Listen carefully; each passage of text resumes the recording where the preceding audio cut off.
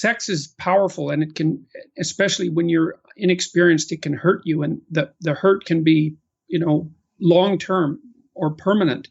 And that's kind of what you're relating. And so one of the things that I might suggest is that when you initiate the next relationship, that I'm not saying that this is an easy thing to do, because it's not, but there's nothing wrong with not moving forward sexually until you've been able to discuss what you're like personally in relationship to sexual behavior, because you might say, well, maybe you shouldn't be engaging in intimate behavior with a person before you can tell them the story about what happened to you in the South Pacific, and lay out your personal history and be comfortable with that.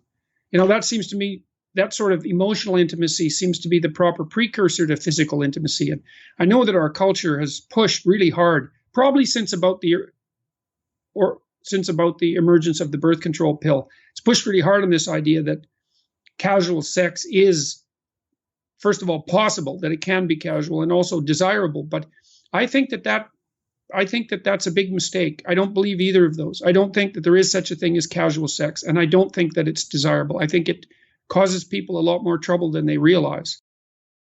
If you engage in a behavior and then it's followed by a burst of pleasure, like an orgasmic release, then that behavior is going to be powerfully reinforced, and the circuitry that drives you to that behavior is going to become dominant, because behavior that culminates in a reward tends to become stronger.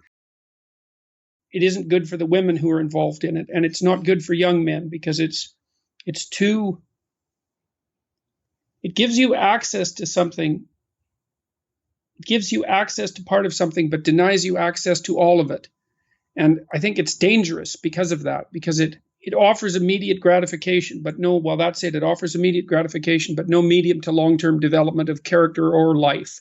I guess that's it. And that seems to be a dangerous kind of trap. And the other thing is that it's also, and Norman has talked about this, Dr. Deutsch, we don't know what that kind of massive exposure to multiple virtual sex partners and does to the development of sexual behavior and sexual gratification and sexual impulse and relationship in young men at all. So it's a technological marvel that's very dangerous, I would say, or at least it has the potential to be.